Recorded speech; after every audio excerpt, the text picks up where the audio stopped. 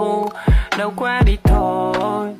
Đừng để lời rơi còn động trên lần mê.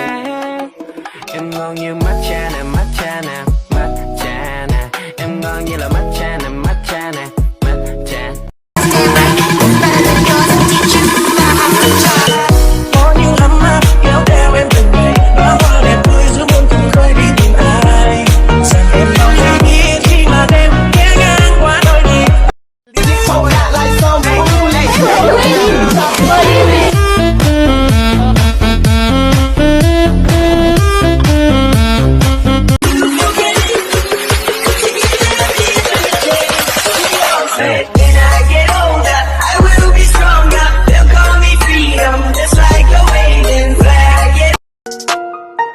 Yeah, yeah. Tay cô em gái ngồi Ferrari, trên tay cầm cái bóp hiệu Gucci. Lại gần anh hỏi nhỏ em thích ăn gì, nếu em nói ăn gì cũng được thì anh dắt em ăn mì. Anh có chiếc nhẫn. Cho nên đôi thoáng buộc dừng lại mà nhìn trời. Ta không còn là thằng nhóc suy nghĩ vô tư để tìm tòi. Trái tim không còn nhịp nhịp, tổn thương đã ở đó rồi. Ta cũng chỉ là hạt cát cô đơn góc sò trời. Tình yêu này phải trò chơi, cần gì thắng và thua, sao phải chạy theo thời. Yêu cậu chẳng em đã biết anh cái nhìn đầu tiên, và chẳng em đã sát anh lúc anh.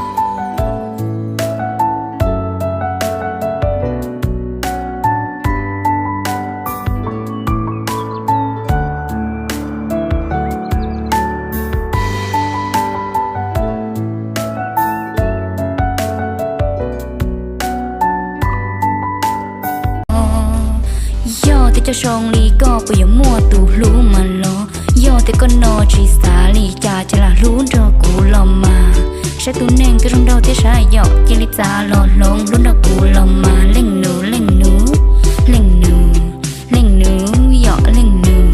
chỉ thao ua từ mua plu là luôn trong con mong li cụ chỉ rong chỉ con mà li mù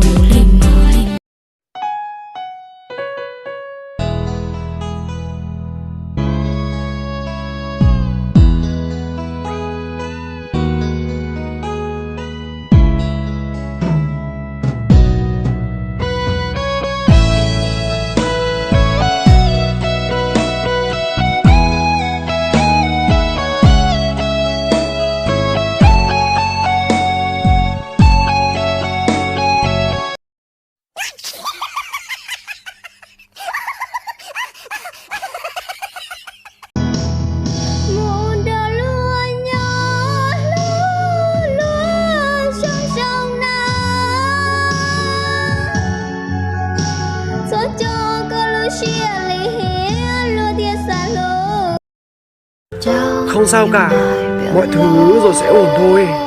Nhưng không phải là bây giờ.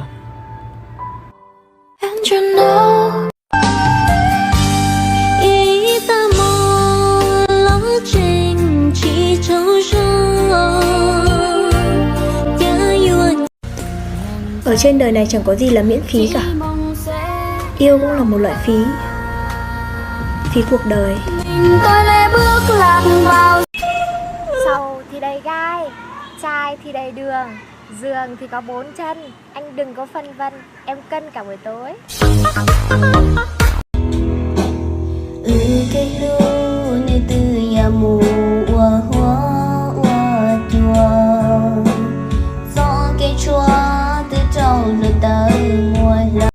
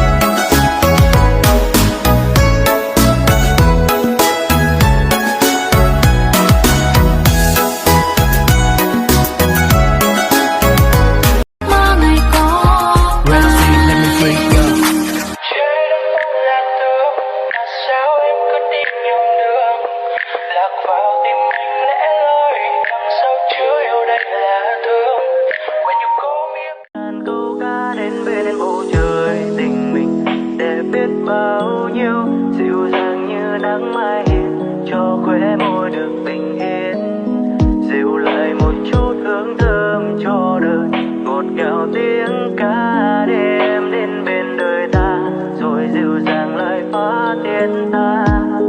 Ngần muôn hoa thắm trong một buổi chiều tháng 3, tình ta như hoa ngọt ngào giữa khung trời bao la. Tình yêu nhiệm màu dìu nhau qua cơn bão sóng, để ta trông ngóng vào một tình yêu màu hồng. Tôi để bước lạc vào giấc mơ ảo huyền mà đâu nghĩa làm khô hàng. Nhìn xa đất trời chiều là với tổn thương mấy đâu. Thân trái ngộ đời bóng cô góc trời mờ xa gió mưa trăng vàng. Mỗi kiếp này rồi ta sẽ chẳng rời mình là. Hình nhà có lo lắng để sự ưu yêu phong như xứ chỉ bỏ cái được khe cho có bảo tiền cùng nhà con ta chỉ ưu cho yêu phong như ta bỏ con ra lo lì tù những khi của cơ mà ta chỉ dỗ ở tao ly chả cho khỏi ưu yêu phong như xứ và chỉ tao ly lo tên.